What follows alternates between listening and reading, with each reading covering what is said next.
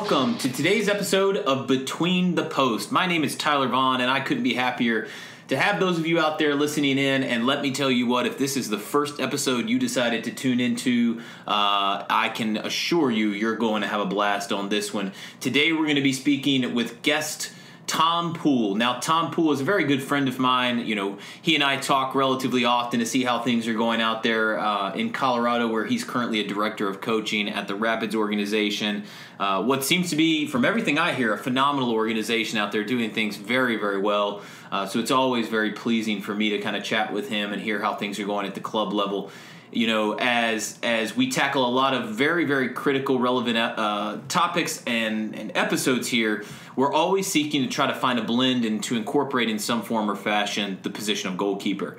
So when I approached Tom, who we'll let chime in here in a second when we dive into the episode, I said, hey, how can you incorporate the position of goalkeeper into an episode and a topic that you're super passionate about? And we tossed around quite a few ideas, and I said, hey, listen, one of the things, and we both have been, and he is actively, obviously, a club coach and coaching teams, and I said one of the things that I know for a fact a lot of coaches and people out there listening really want to understand and try to wrap their heads around and probably are struggling with is this topic today that we're going to tackle of how can a coach integrate goalkeepers into their team training sessions, right? So we're talking those team training sessions, coaches at all levels, coaches with backgrounds in soccer for 20, 30 years, coaches with backgrounds in soccer for a few weeks, right? I mean, every single coach struggles with how to appropriately incorporate a goalkeeper into their training sessions. So I figured, you know what? Let's bring on probably one of the most respected coaches out there, one of the young talents in the game, very, very truly. Tom comes to us with a UEFA A license. He was a former player at Birmingham City and went through their youth academy prior to coming over to the United States, where he was not only a standout collegiate player, then as he graduated, went on, coached college out at Regis University in Denver when he moved out. Left us on the East Coast, but he moved out to Denver, so we can't hate him for that. It's a beautiful city. So, you know, Tom comes with not only a wealth of knowledge from the playing side of the game, but obviously he is absolutely on the cutting edge of training. A younger coach in the grand scheme of the coaches out there, to have his UEFA A license is something not only I respect, but I know a lot of people out there that know Tom and work with him out on the fields. Very much respect him, his experience, his knowledge, and his ability to relate to players. And that's something we always talk about here on this show is how do we encourage the next generation of players? Today's topic, again, how can coaches integrate goalkeepers into their training sessions? And let me tell you prior to diving in, do not lose focus for 1 second. Tom is about to serve a ridiculous amount of knowledge onto all of us, and I cannot be happier and more excited to listen to what he has to offer us, and I'm going to do my part to keep up with him. So let's all welcome Mr. Tom Poole. All right, so on today's episode of Between the Post, we have on a very good friend of mine, Mr. Tom Poole. And I've already introduced Tom a little bit, but I am going to allow him the opportunity to properly introduce himself and give us kind of a little bit of a background on Tom's coaching experience, playing experience, and why he is by far the most intelligent person that I've ever talked to on Between the Post. Well, first and foremost, Tyler, I appreciate you having me on. Definitely excited to talk about some of the topics we've got lined up. Originally from England, I played at Birmingham City as a youth team player. Probably not quite good enough to be playing professional back over there. Had a couple of pretty serious injuries, and which led me to come over to the United States. Had some great experiences playing in college. A little bit beyond, and kind of during those times when I spent significant amount of time on the sidelines injured, I kind of developed a love for planning sessions, running sessions, and kind of when the opportunity presented itself during college to take my first coaching job, which was actually at a middle school in North Carolina. I jumped at the opportunity, and from there just kind of fell in love with the passion for the game and the impact you can have on so many kids' lives. So like I say, I've kind of worked my way up. I'm now a full-time boys director of coaching at the Colorado Rapids here in Denver, Colorado.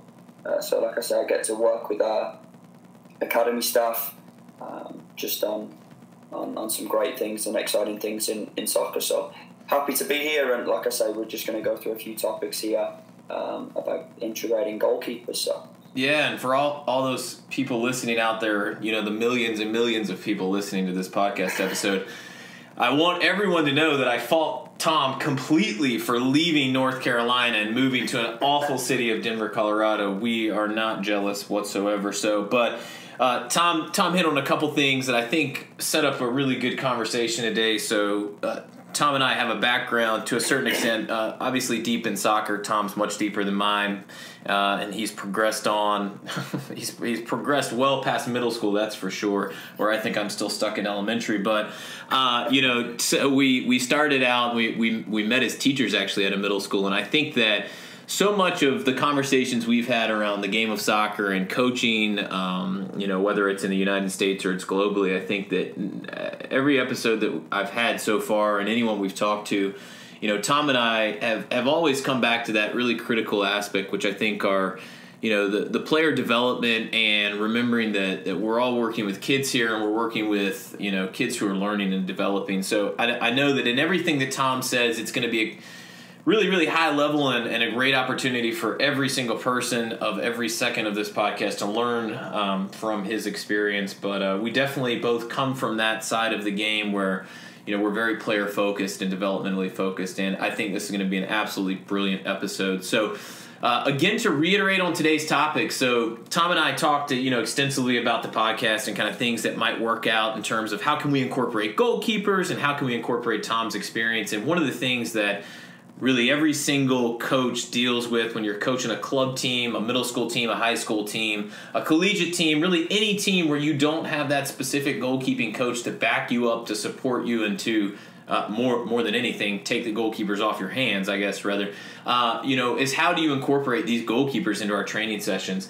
I deal with players on a daily basis and talk to coaches all the time, and one of the very, very obvious struggles is how are we getting these keepers in the net but not just putting them in there to basically play a game of dodgeball, right?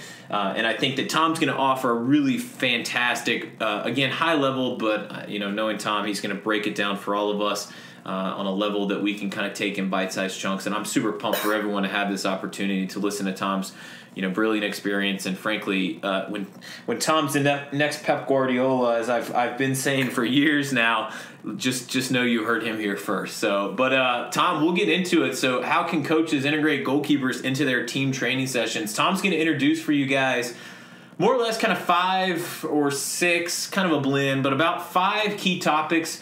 We're going to start out with distribution exercises and kind of playing out at the back. Those two will combine into one.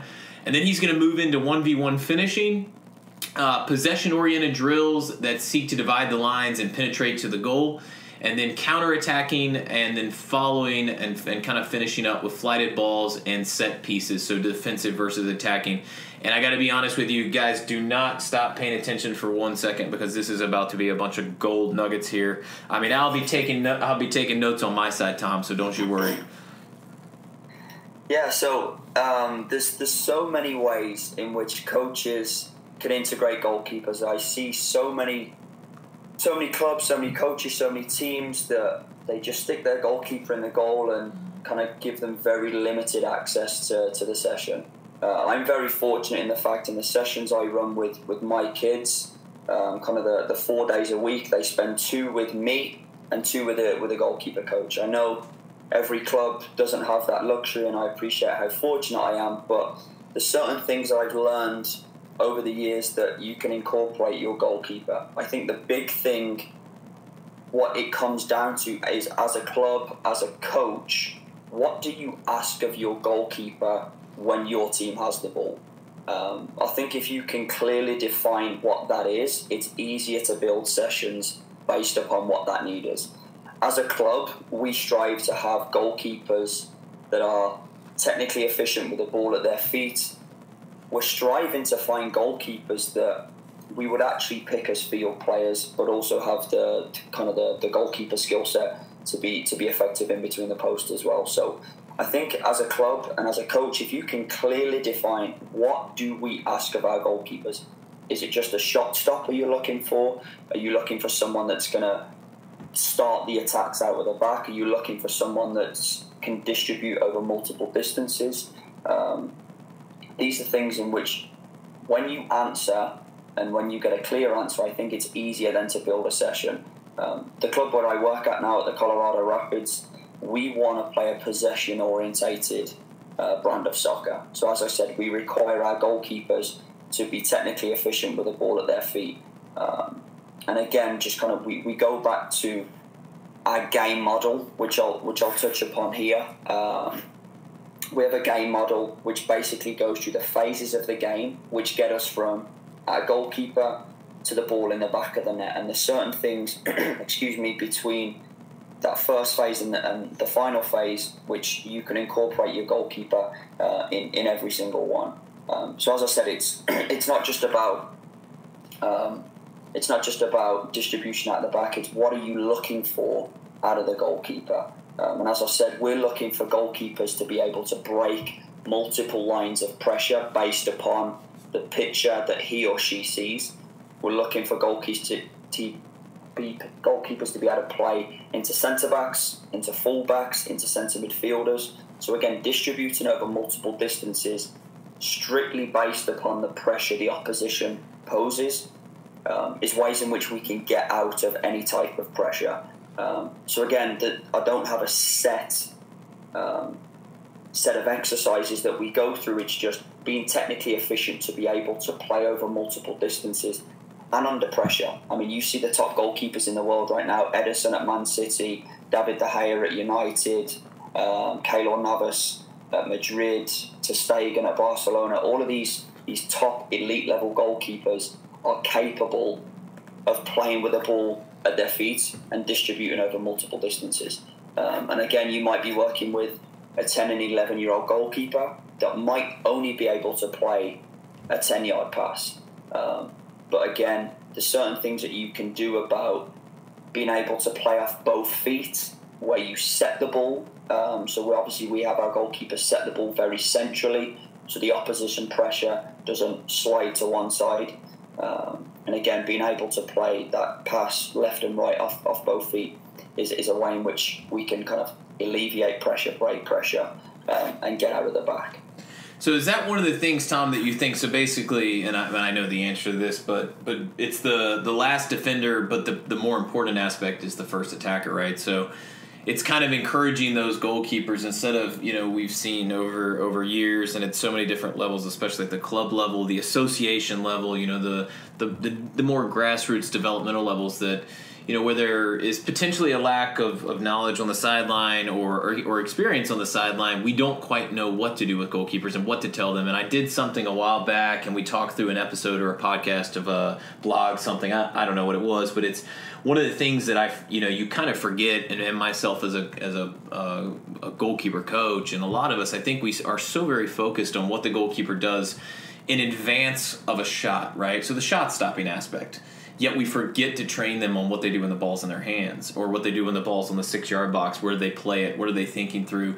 And the different moves they make after the fact that they've done the hard stuff. Well, now we put this other puzzle piece into play here, and we're thinking, you've now defended the goal. Now, how do you now build the attack and be the first attacker? I mean, is that kind of what we're thinking? That is it an evolution of the game of soccer in the United States? Oh, for sure. Yeah, the game's going in a way where valuing the soccer ball is just becoming more and more prevalent in the modern day game.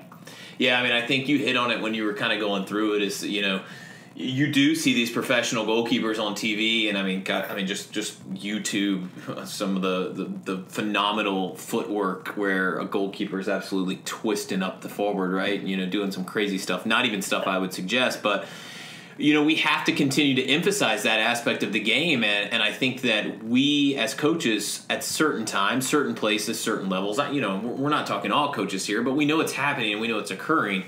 we have to start to consider that, you put it so brilliantly, it's that we have to consider the goalkeeper as one of our field players to a certain extent, because so much of the game and their advantage as a goalkeeper is that they do have hands. They do have the ability to use their hands to their advantage. But, think about that.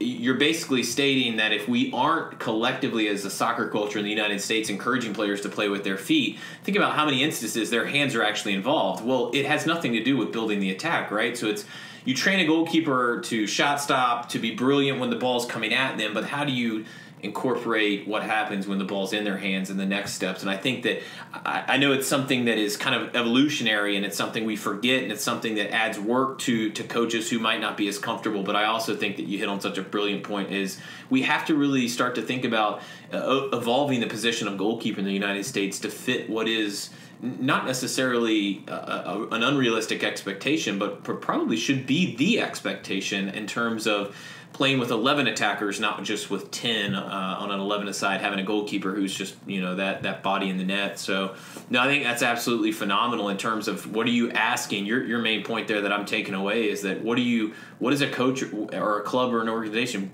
what do you ask of a goalkeeper, right? What are your expectations, right? And then go from there. Absolutely. Yeah, as I said, we ask a lot of our goalkeepers. It's one of the positions that we scrutinise over when we're trying to pick teams to play in the development academy, kind of in a state level.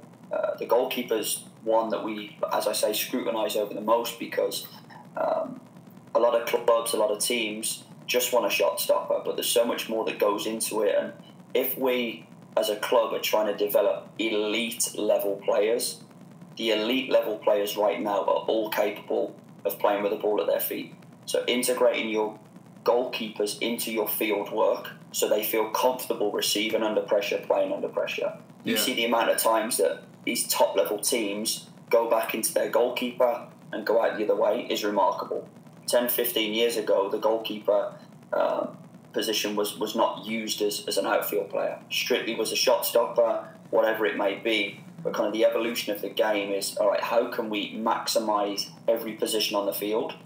And the goalkeeper is one where you've got to be good with your feet. Yeah. If you want to play at an elite level, goalkeepers are required to be technically efficient with their feet. And I only think that's going to get more and more prevalent as kind of the soccer game continues to evolve. Well, to paint a picture here, essentially what we have to think about, and the picture that we have to paint here, is if we think about a goalkeeper as just a player that's back there that's isolated within the 18 or isolated within the 6-yard box or whatever the expectation is and whatever the level of the goalkeeper is. So we've isolated them to this box, right? And that's their area. That's the area of the goalkeeper. But when we think about a team who's attacking, who has the ball at our feet, we're looking to possess, we're looking to be patient, to look for an opportunity to penetrate behind the lines or to break down the defense. That patience has to occur in space. And one of the things that I see so many club coaches doing or forgetting to do is realizing that the moment that you take your goalkeeper's feet out of play as that 11th player, when we're talking 11v11, and you take them out as an option, you're really shrinking the space on the field, right? And I have to imagine that that's condensing the space that the players have to work, and therefore essentially condensing the area that you have and the available opportunities that you could create as a unit to go ahead and try to break down a defense. Essentially that's the picture that we're providing for players. We're asking more of them because we're giving them a little bit less of an opportunity to utilize that extra player. Absolutely. So again, think of it this way: is if your goalkeeper is unable to play with his feet, and let's say your left back or your right back has it, and there's no options forward and you have to go backwards, if you require your centre back to then drop 20 yards deeper than he or she could be, that then pulls the centre midfielder 20 yards deeper, that pulls the centre forward 20 yards deeper. Right. So just by having an effective goalkeeper with his feet enables centre backs to have a higher starting position. Your 6, your 8, your 10 higher starting position. Same for your 7, 11 and your 9. Yeah. So it's so important having goalkeepers good enough with their feet, because again it manipulates other positions on the field.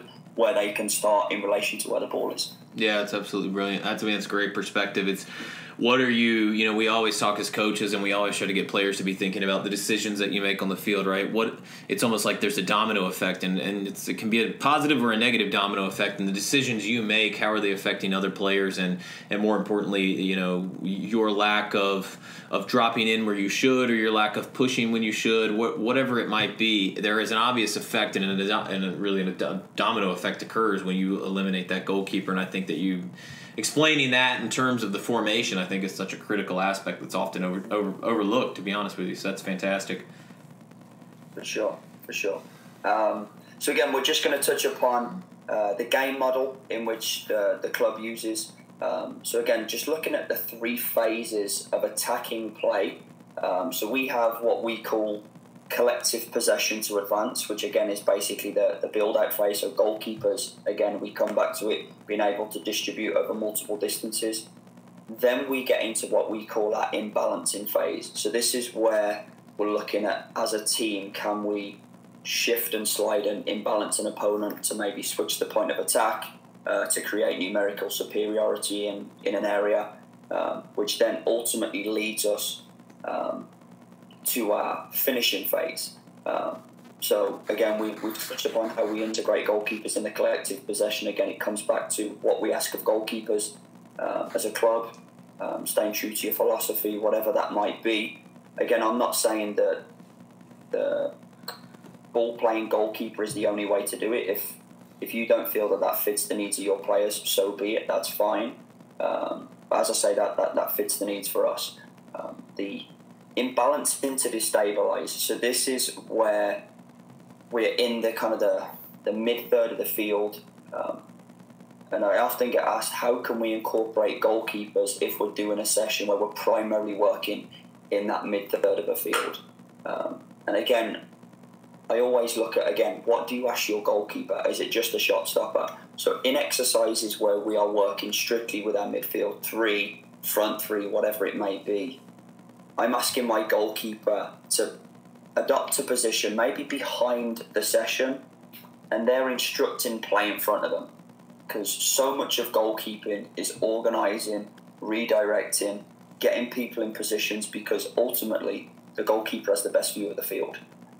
So what we're looking for when we're in this mid-third of the field is, can we just get a goalkeeper behind the session so he or she can see what's going on, and just offer a calming voice, offer a presence that can help. And ultimately, like I say, there's going to be times in games where you're in that mid-third looking to attack, looking to break lines, looking to penetrate, and you might have to come back. The goalkeeper might be the connecting point to go out the other way. So trying to develop in a session where, we are working with a mid-third, but don't leave your goalkeeper out, because if you connect with your goalkeeper, maybe you're starting the attack on the other side of the field. Well, you hit on gold there. You really did, and this is so it's the difference, and it's a shift, right? It's a shift in the thought process where a lot of coaches are gonna, let's just say we're doing a 10v0. Well, yes, most coaches might stick that goalkeeper behind, like you said. But what are a lot of coaches going to do? They're going to stick that goalkeeper in the opposing goal, because that 10v0 is, for the most part, in a lot of circumstances and situations, for a lot of coaches, it's focusing on the formation and the movement of the unit, the team itself. The attacking players, the 10 of them. It's not necessarily geared towards or thought of as an opportunity for the goalkeeper to get in at a lot of different levels and actually organize, communicate, and instruct players and build that confidence, build that. I mean, there's so much that goes into communication. If players on your team and in front of you aren't hearing the words you're saying, they're not learning the words you're saying. So therefore, when you as a goalkeeper, when we step up and we say shift left, shift right, push up, I'm looking at a left back, a center back who turns around and looks at a goalkeeper and says, well, what are you saying, right? Because this is the first time I've heard you say it, so I don't know exactly what you mean by that. So I think that you hit on such a gold nugget, whereas instead of putting our goalkeepers in front of that opposition goal, right, when we're doing different drills that are kind of focused on that unit work and building up the attack and moving the ball forward, we tend to want to put goalkeepers in so we don't have players necessarily striking on an open net. Well, that's great, and I understand, but I think the nugget you hit on is when we do that, we're really losing the opportunity to allow a goalkeeper to really impress upon his back line and his players in front of him or her that communication, that organization, and that leadership, because they are, in fact, the player that can see the most of the field. And I think that is an absolutely fantastic shift in focus and shift in thought process when we approach sessions where we want to do things like that. We can't put the goalkeeper in the net and just say, all right, there's 10 people attacking you with one ball. Best of luck to you, right? But instead, yeah, okay, fine, no worries. The focus here is probably not necessarily to score on an open net 10v0, but instead, how can we incorporate that goalkeeper and have it be an 11v0? Who cares if they score? Obviously, they should if it's open, but allow the team, the unit, to strengthen together. I mean, that to me is something I see all the time, and I think it's just, it can be common sense, but I think that, it's we're looking at we're looking at times that things that are common sense, they're just not happening because people are potentially just not familiar and not comfortable with the goalkeeper. Again, when you break down the period of time the goalkeeper actually spends saving the ball versus everything else, it's heavily weighted in the everything else category. Yeah, so again, how well your goalkeeper moves, how well your goalkeeper communicates, how well your goalkeeper stays connected when the play is at the other end of the field. If you look at it strictly from a time and a percentage standpoint, the significant amount of time and the percentage is spent where the goalkeeper isn't physically saving the ball. So by just chucking your goalkeeper in the goal, yeah, it's great. He's going to get reps. Again, we'll get to that hopefully they're quality reps. But a lot of times, goalkeepers just get chucked in the goal and they feel a disconnect between them and their back four or back three or whatever formation you may be playing. Yeah, especially with goalkeepers, young goalkeepers. I mean, even at the higher levels, goalkeepers know that, hey, I'm getting put in the net, and it's me against the world, right, for the most part. But, I mean, even young goalkeepers, I think we tend to forget the fact that they're aware of the situation, the environment that they're being forced into, and it's not a positive one. It's not an opportunity for growth necessarily, because the goalkeeper's put in a position where they know they shouldn't be stopping a goal when there's 10 people running at them with a ball. I mean, come on, right? So I think that we're also doing a lot of other negative things as it relates to the goalkeeping position and the mentality and the mindset of your actual goalkeeper. Is we're tearing down their confidence, we're not building it up. And I think that's something that maybe it's a little deep, but I think it's also really extremely important and relevant. The position of goalkeeper is oftentimes just as critical, if not more important than other positions, in the sense that they have to perform, and they have to perform in an environment where there's really no room for error. So, no, I think that's absolutely a phenomenal opportunity to really communicate, Tom, from your perspective and kind of that aspect and that avenue of how do we incorporate these kids and these players, into opportunities where we might just be, complacent to shove them in goal and say, hey, this isn't for you, figure it out, do your best, keep the ball in the net. Well, in reality, that's not really doing anything for them. And their development, think about it from a parent's perspective. If my kid's the goalkeeper that gets shoved in the net all the time and it has nothing to do with them, well, what's the development look like for them? And how are we serving our goalkeepers appropriately? So, well, let's dive into, I know your next topic and your next thought was 1v1 finishing, and I'm pumped for that because, man, 1v1 finishing is a goalkeeper's absolute dream, right?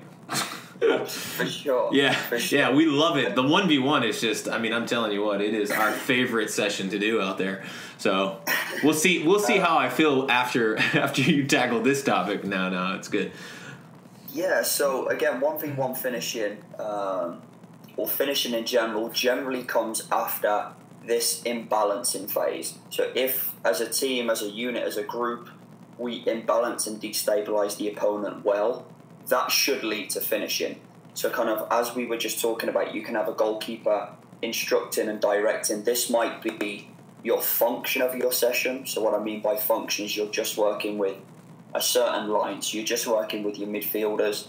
As you progress to a phase, which is where you're incorporating multiple lines on the field, and what I mean by lines is defenders are a line, midfielders are a line, and forwards are a line. So if you are successful in that imbalancing phase, you will end up with a finishing. My biggest thing I see with finishing is it is not game realistic 90% of the time. So as coaches, can you devise exercises and games where finishing naturally happens? You don't have kids standing in lines, and the reps are quality and done with an intensity that replicates a game. So often you see one ball, 10 kids in a line, dribble, shoot. Realistically, is that going to happen in a game? There's things in which you can do where it happens more naturally. You can maybe do a possession-oriented exercise where the attackers are heavily overloaded, so you maybe play a 6 versus 3, whatever it might be. So finishing's naturally going to occur because the art of finishing isn't finishing from the same spot every single time. With the same role, with the same predictability, right? No, for sure. Yeah. Soccer's such an open sport, and one game to the next, the finish might be completely different. Yeah. So again, especially for young players, the more our practices can physically look like the game. Again, we see so many coaches, they overcomplicate it. There's 1,000 cones down on the field. And I'm thinking, what are we doing here? Is this actually the game? Or are you trying to reinvent the wheel? The more our sessions mimic what you see on a Saturday or a Sunday morning, the better. Because when as coaches we put so many restrictions on our players, it actually limits the decision-making process. So whenever I see coaches do very set, rigid passing patterns that maybe go to goal, I'm thinking, yeah, okay, your technique's going to be improved here, but how much decision making is actually going on? Because the pattern itself determines the technique that needs to be used. So the more open exercises we can do and the more we can let finishing naturally occur, I think the better. Does that make sense? Yeah, that last bit you said. Repeat that last bit again. I think it's important to state again. So the part about the more restrictions we put on players, I want to make sure that little piece of info is loud and clear here. So sure, the more restrictions you put upon players, the more limitations or whatever you might call it on players, you actually limit the decision making that happens within the player's brain. So the more we can guide our players into making decisions and not physically making the decisions for them, it actually is going to help with creativity on the field. And it doesn't add a lot. I mean, I think a lot of the times for so many coaches, at so many different levels, is we're looking for coaching for the most part is for the majority of us out there. It's not our number one job, right? You've got volunteers, you've got club coaches that they're doing a normal gig that pays the bills, and they're coaching because they love the game. And let's face it, we don't always have the opportunity to plan these high-level, extremely well-thought-out sessions, from day to day, and that's just the circumstances, and that's life, and that's completely fine. But I think that one of the things we have to encourage coaches at any level and at any position to do is to realize that there are some small, subtle changes that you can have and you can implement in your training sessions, whether you throw them together in the car before you step on the field, which it is what it is, and that's fine. But or whether you plan 6 days in advance, right? It's really irrelevant. But putting players in a line, putting players in a situation where the ball is consistent, it rolls the way it rolls across a green on a golf course, that's not reality. And that gives this false sense in building confidence and, working on technique and ball striking. That's so incredibly important, don't get me wrong. But how's that going to happen when there's, a player chasing them down, right, in the midst of a game, and energy and emotion are now a part of the factor? Well, everything goes out the window. And I think that just making those subtle changes, like you said, instead of doing that, the one ball or the player plays it in, the coach plays it to the right, to the left. Look, there's a time and a place for that. It is what it is. But if you can implement certain changes and very subtle changes where you create an imbalance where it's 6 attackers, 3 defenders, right? And you're obviously looking to get those attackers to score on frame or to shoot on frame. I think that if we make those subtle changes and we provide an opportunity for there to be some pressure, but also to be an extreme imbalance to where we allow what should be the attacking side or the attacking group to find success, to get a shot on frame, to move the ball around, than to try to get a goal, that's so much of a more valuable opportunity and setup than it is just simply knock a ball into someone's feet, lay it off, take a shot. Because in reality, I mean, everyone who watches the game on TV, how often is that happening? It's just not happening. And then you put into the mix at the youth level the energy, the craziness of fans yelling, mom and dad yelling, kick it, boot it, all that good fun stuff. I mean, it goes out. the mindset and everything you talked about on Tuesday and Thursday of the week prior, I'm telling you, it goes out the door, right? And every coach that's been there knows that. So I think you add such a brilliant point that doing I don't know that it's the right thing, but I guess it has to be right. But making the right decisions and the drills and the circumstances that you incorporate in your training sessions, they don't have to be high level. I mean, Tom, you're brilliant. You've got licenses and credentials to prove that brilliance. But what you're really hitting at is something that any coach can do, and I think it's important for us to remember that is that they're small changes. They don't require hours and hours of prep time, but it requires you to have a few seconds of a thought when you're in the middle of a training session or where you're leading up to it to make those subtle little changes, right? Yeah, I think it ultimately comes down to decision making on the ball, whether you're a goalkeeper, a centre midfielder, a right back, whatever it may be, is no coach can make every decision on the field for every single player. I see coaches on the sideline every week and they're screaming and shouting at every kid, and I'm thinking, that coach gets fired, gets sacked next season. That player is then relying on the information every single time they receive the ball. And again, there is a time in practice for those technical isolation exercises where you are simply just working on a finish or a pass or whatever it may be. But if we can incorporate those things, passing, receiving, heading, shooting, whatever it may be, in a more game-like setting where there's so many different variables based upon the pressure, based upon the area, whatever it may be, you're more likely to see that in a game because they're training that way. If it's very isolated, the technique, again, this is the biggest difference between a good player and a great player is any player can look good if you give them time and space.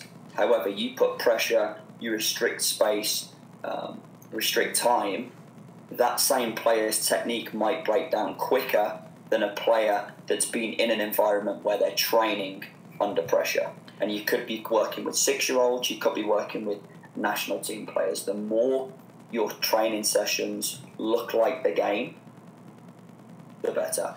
Yeah, and and let's be really clear here. We understand that we're not discussing things that haven't been discussed in every other sport over the past couple of decades, right? But for those of you who do not know Tom is a phenomenal golfer, and I'm an awful golfer. So when Tom and I have gone out and played golf, I mean, you think about it like this, right? Let's connect it to something else that, those of us hackers out there in the world, we completely get this, right? I'm telling you what, on the driving range, I am phenomenal, but, there's no pressure. Right? It's not realistic. I'm teeing up every single ball. I'm teeing the ball up on the putting green so I get a nice clean swipe at it, right? I'm doing all these crazy things, and I might as well be on the tour.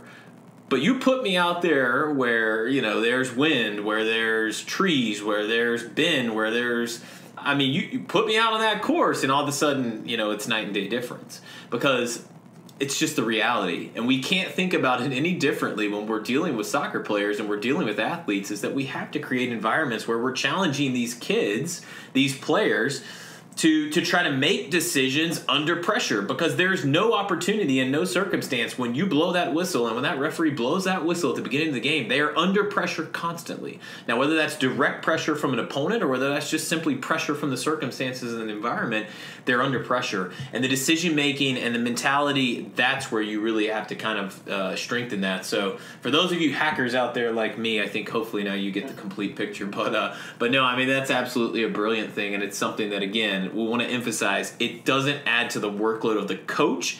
You just have to kind of refocus your mindset and how you're approaching your training sessions, for sure. In fact, it might even make it easier. Yeah. If you take a step back and you say, you know what, does this look like the game? It actually is easier than thinking about certain passing patterns. And again, I don't want you to think that those technical isolations are wrong. They're not. There's definitely a time and a place, especially for beginner players that might not have the technical skill set to show it in a game. Great, do that technical isolation. But when your players are at a level where the technique is adequate enough to show it in a game, get them in a game environment. Yeah. Again, as I say, if you don't have the technical skill set to do it, by all means go back, revisit the technique until it's clean, sharp, so it can then show in a game. And again, we come back to the goalkeeping point here. We kind of swayed off a little bit there. Is realism is big for goalkeepers. They should see shots and finishes that they're likely to see. And again, the more varied the shots are, it's very rare that a goalkeeper's going to face two identical shots back to back. So again, if you have kids lining up and they're facing the same shot over and over again, is that realistic? No, you hit on maybe not. No. Maybe not. I was gonna say. I mean, you hit on I was kind of chuckling. I tried to chuckle away from the mic because it would have sounded like Santa Claus or something on my end. But man, I'm telling you what, it's hilarious because I'm working. So those that have listened before, I'm working with a club that's a very developmental club, and it's phenomenal. I mean, the kids have grown, and it's provided such a challenge for me, and I love it. So it's not a bad thing. But I'm reflecting back on some of these players that I've worked with, and I watch them just standing in the middle of the goal. Standing in the middle of the goal. Standing in the middle of the goal. I try to make a move to the left, to the right. Nope, won't do it, And it begs the question, and I know the answer to it because I've watched the sessions they've been in with their coaches, and they're not bad coaches, but again, it hits on the topic.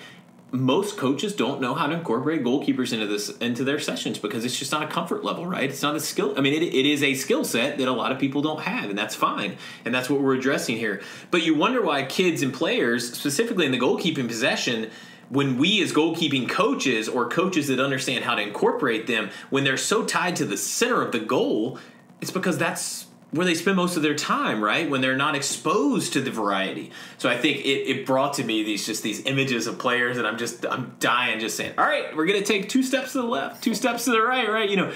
Do me a favor. Would you please remove your feet from the concrete and move a bit? That'd be phenomenal. But I think that's, look, what are we doing, right? We're setting these kids up for lack of variety and lack of decision making. The ball's kicked to my left. Well, I'm just going to fall like a tree in the forest as opposed to take 2 steps and scoop it up like a brilliant person, right? And I think that it just cracks me up because a lot of the times we tend to put it on the players, right? Like, what are you doing? But in reality, let's look in the mirror. If we're not giving them the context and the opportunity to experience that, then how do you expect them to be able to perform? So I think that's brilliant. It cracks me up a little bit because I've just literally seen that exact. And I'm probably there's half the other people listening, they've seen the exact same thing. We can't have these unrealistic expectations without the support. I think that's critical. So the next one on the list is possession-oriented drills that seek to divide the lines and penetrate to the goal. So I know you're going to kind of touch on this, and you already kind of have. So obviously, we're not able on here to go through, all right, here's your drill. Your cones are going to be set 20 yards apart in a square. But, I mean, so just kind of touch on that because I think that's brilliant, right? Possession-oriented drills. It gets into the playing with their feet, their ability to organize, and actually be a part of the attack as opposed to be a bystander in the attack, I guess. For sure. So we do a ton of directed possession drills. And again, putting your goalkeeper in an area within the possession-oriented drill, which again mimics them being on a field. So a lot of times I'll have my goalkeepers actually as the end target. So again, they've got everything in front of them. They're required to receive passes, to give passes. So again, that's something really simple. Coaches can do possession drills. I'm not a big fan on non-directional possession, so possession just for the sake of possession. I always like possession to go to a target because it gets players into the habit of looking to break lines and to penetrate. So again, goalkeepers, get them involved. Get them involved playing with their feet. Put them in a position. As I say, you could put them on a field as a neutral player, but I like putting my goalkeepers as the targets. So again, they see the field that's in front of them, what they're going to see on a Saturday or a Sunday morning whenever they play. They're receiving passes, giving passes. They can instruct people in front of them. They can guide, they move, they shift. So again, it comes back to, what are you asking of your goalkeepers? We want our goalkeepers good with their feet. So again, those possession-oriented drills are fantastic for goalkeepers. Well, I think it kind of hits on the fact that you're really allowing the opportunity, especially at the youth level. I don't think you see this as an issue at all above the youth level necessarily, but you're providing an environment for the goalkeeper to become a part of the team, right? I don't know who it is. Is it Brad Friedel or whoever, Brad Guzan? I don't know. Remember which one of them has the quote that 90% of the game I spend with my friend's backs turned to me, and he's talking about all of his teammates, the 10 in front of him. They play with their back to him, right? And it's a lonely position. And, at the youth levels, without allowing drills like Tom's talking about and opportunities for those surrounding players to have confidence in the feet of their goalkeeper, you can't really make the connection when you put them out onto the field and you say, hey, now you can play through their feet. They are a supportive player, but yet if you don't allow them to gain that trust, it boils down to trust, right? If I'm a right back and I know that I need to play out of pressure, but I can't go up the field, can I play to my goalkeeper's feet? Well, yeah, I played to their feet. They whiff the ball, it rolls in the net, and I'm thinking, holy crap, I'm the issue, right? Yeah, they screwed up, but if I hadn't played the ball back, goal wouldn't happen. So, I think we have to allow players at the youth level to have the confidence in the goalkeeper, right? To incorporate them in, to have the trust that if I play through them, they have the foot skills, they have the composure to make the next decision be the right decision. Now, whether they go out to the other side or whether they have to go big, it's really irrelevant, I think. But if we're not putting them in these circumstances to incorporate them into the team, players, I've seen it all the time, right? I've been in goal when it's happened, especially getting into college, right? You're the new guy on the field. You got these older players in front of you, and they're testing the waters here. Do they trust that freshman goalkeeper coming in versus the senior that they've known for the past 3-4 years? No, of course not, right? But you have to be incorporated in to build the trust and the confidence, and I think that what you're touching on is so incredibly important, and it goes way, way past just the technique and the tactics. It goes into the, kind of the mindset of the player for sure. Yeah, like I've said this 1,000 times, and I'm sure I'll say it 1,000 more times. The quality of your goalkeeper can either completely settle or unnerve your team. Right, if you have a goalkeeper that's very clean with their feet, clean with their hands, instantly the level of anxiety in your players decreases. But on the flip side, if your goalkeeper's nervous with his feet, nervous with his hands, the anxiety goes up. Right. So again, as you say, it comes down to trust. And if we don't give our goalkeepers the opportunity to gain trust, it's never going to be there. I don't think we intuitively are going to trust a 9-year-old goalkeeper if we haven't seen the fact that they're capable to use their feet. So again, giving opportunities to players to be able to play is huge. And something that we do with especially our really, really young goalkeepers, we get them time on the field. We get our goalkeepers playing time on the field in games. So sometimes we roster 2 goalkeepers. We may play half in goal, half on the field. Of course, as we get in the older ages, when we get to competitive soccer and into high school, into the academy, ECNL, whatever it may be, goalkeepers will specialise. But at the younger ages, I'm all for getting goalkeepers time on the field because they get an appreciation for developing the ability to play with the ball at their feet. Tom, I heard a brilliant person say almost that exact same thing here a little while ago on a podcast. Now, that person was me, but no, I'm just kidding. But no, in all seriousness, that I couldn't agree with you more. I'm jumping out of my seat over here thinking these but it's due to the circumstances, right? That we have kids who are, into social media. They see these goalkeepers on TV, these young players, and they're just exposed to so much more. And the goalkeeper is the coolest player on the field one day, and then he's not the next day. That's the life of the goalkeeper. But we have so many of these young players that whether it's because dad was a goalkeeper, mom was a goalkeeper, whatever it might be, right? They specialize too young. And a lot of times I've seen, think about it at the youth level, right? We're talking potentially, just the simple fact that we have different levels of soccer everywhere and different club structures. But, I'm looking for a goalkeeper and thinking if I find somebody, no matter what, and I'm the coach that's not really too comfortable with it, Johnny wants to play goalkeeper? Brilliant, thanks. I'll buy you a pair of gloves. You can hang out there for the rest of the season. You've now solved the most ridiculous problem that I have, right? I think, unfortunately, though, with that mentality, we have to encourage players as coaches. Now it's becoming more of a problem, I think, that I've seen that players want to lock into the goalkeeper position too early, and we as coaches need to take the approach that, yeah, that's fine, but like you said, we need exposure. You need exposure to the other areas of the field and the other technical aspects of playing soccer that if you want to be in this game for a long time, and you want to be successful for a longer time, you need to be able to use your feet. You need to be able to see different angles, options, and scenarios for sure. So, no, I definitely agree with you. So kind of heading towards the end, let's touch on counterattacking just a little bit. I know you wanted to tackle flighted balls and set pieces a bit, defensive attacking. I know those kind of work together. So, I mean, talking counterattacking, I mean, what are some ways that we can incorporate goalkeepers into counterattacking? I mean, let me start by saying you could just put me up top as a goalkeeper and all your problems would be solved.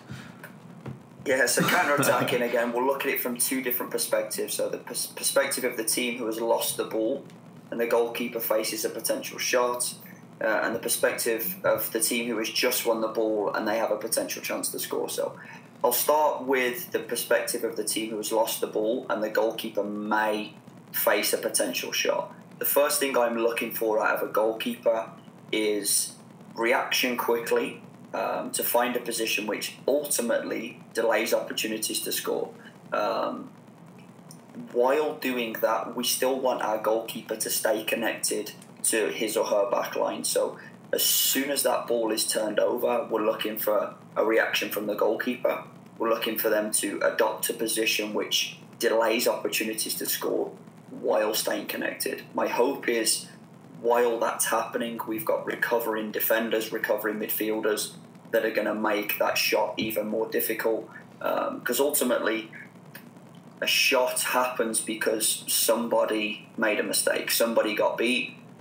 So again, we're looking for those recovering players to help the goalkeeper. Of course, throughout that period, we're looking to stay mentally engaged, talking, organising in front of you, and again, delaying penetration, delaying whatever it may be, that forward pass, so we can get players to come back and help that defensive line. Yeah, and we're putting goalkeepers in a position. I mean, I think a lot of what we're talking here is inevitably at the younger age groups. We know as coaches, if you're going through Tom's strategy here, and you're, I know it's Tom's talking about it, but it's clearly not his strategy. But if we're incorporating this goalkeeper centric kind of incorporation, let's say, into the team and how our sessions are built in some form or fashion, is we're putting goalkeepers a lot of times in situations through their development that they will likely fail at, right? Playing a ball out of the back. Let's say I don't know, something happens, because it happens to all of us, right? Poor pass, inaccurate, whatever it might be, defender coughs it up.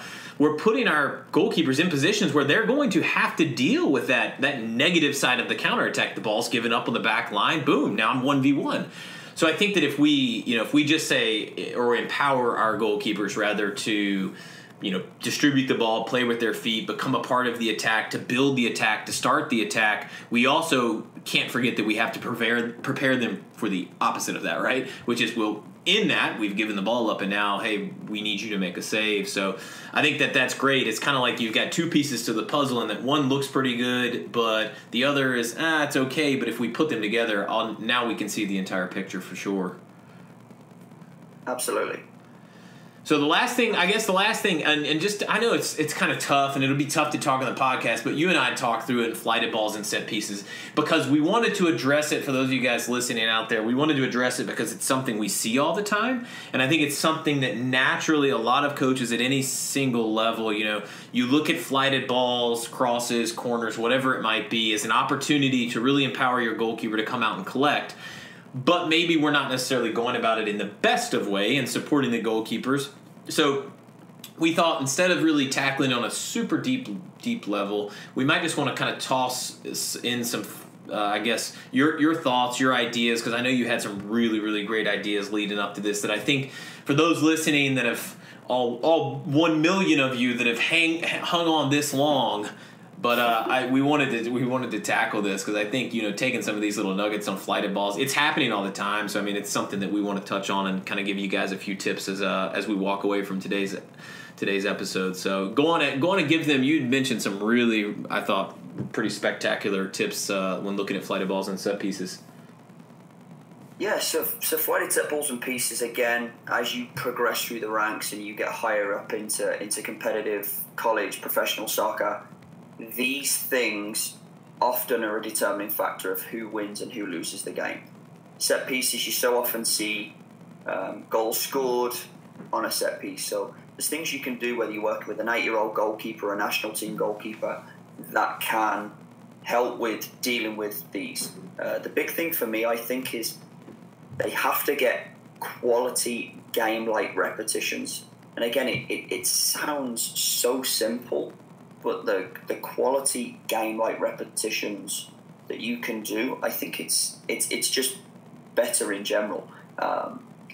If you don't have players that are able to serve balls in that give you the realism that you need, step in and demonstrate yourself. Find someone that can help you demonstrate the technique.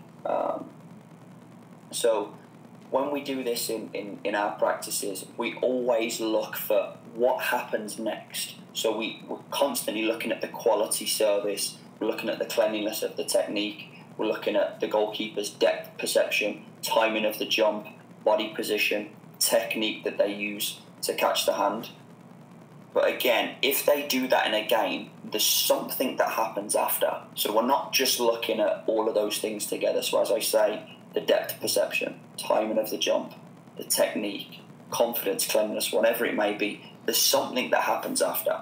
So what we do with a lot of our actions when we're working with goalkeepers on flighted balls and set pieces, we do the technical isolation, but from there, we then progress it into a building out with a back session. So we might start a building out with a back session with a goalkeeper coming to claim a cross, and then the session starts into building out with the back. A goalkeeper comes and collects a corner, then we're looking at him or her distributing to the number 9, to the number 7, to the number 11. So again, we're building on a layer based upon what the needs of the session are. So again, we're building out with the back, but we struggled with dealing with crosses. The very first action of that session would be, all right, my goalkeeper's claiming a cross. Then from there, we're looking at these other things. I think that's brilliant, though. I mean, I think you're touching on something that is just natural human nature, right? It's always what's next, right? I mean, we're talking human nature is, all right, I've got this, now what am I going to do next? And, soccer is no different. Let's not forget the fact that, again, you've woven this in so brilliantly, really on every topic you've touched on here, is it's any session that you watch of Tom's and anything he's kind of touched on is, you've got to focus, but then you've got another element that is, all right, so step one is working on collecting the cross, or, again, this is critical, trust, right? Because this is an opportunity where a lot of players either have the trust for the keeper to come and collect, or they don't, right? Communication comes into play, confidence comes into play, strength comes into play, and just awareness comes into play. The last thing you want to do is smash into your center back or knee him in the back. Guarantee you lost all trust there, right? Especially if you come out and you're not saying a word. So, I mean, we provide this brilliant opportunity for players to work on the depth perception, the timing, the communication, and the confidence. That's a critical one from the goalkeeping aspect. To come out, let's say they collect the cross, textbook, everything's brilliant. But then what's everyone doing? Are we staring at the goalkeeper saying, hey, great job, buddy. I can't believe you catch that, or I can't believe you caught that, right? Go ahead, knock it upfield. We've got no one standing up there, but good luck for it. So I think that everything you've woven in is so critical, and it's something that we are so drilled down and focused on. If we've got a drill, we've got a session, or we've got an aspect or an element of a session, especially in a context like this, we're working on flighted balls or corners, right? Whip a corner in, goalkeeper comes and collect it. What's he doing? Is he tossing it to the coach, tossing it back to the corner? Well, you're missing something there, and you're missing a brilliant opportunity to then have that goalkeeper be what we've said and we've touched on is the first attacker. Then you're looking at the formation. Then you're looking at, all right, what are my players that now have sucked into the 18-yard box? What's their movement look like? How are they expanding out, and how are they now building the attack and trying to counter and trying to do all the things that we want them to try to do as coaches? Well, but if we stop it right there and we hold them from allowing that to be an opportunity to learn and to grow, I mean, I think that we're really not really serving our kids and our players to the best of their abilities. And you're missing an opportunity to encourage players to think and to be creative and to make those decisions that you've hit on that I think is so absolutely incredibly important. So, I mean, the last thing I'll say, which is important, we've touched upon things here, different phases of the game, but we've ultimately ended up back at phase one. So the distribution. So we've looked at, okay, goalkeeper's got the ball, in balancing phase, finishing phase, counter-attacking phase, dealing with crosses. Then we're instantly back to, okay, building out with the back, because we're looking at the distribution element after claiming a cross. So we've kind of hit this full circle. And again, I hope you've got some little snippets that you guys can take away. Again, my way isn't the only way. Like I said, I'd be interested to hear some of your thoughts on how you deal with a lot of these things. There's so many different ways in which you can incorporate goalkeepers.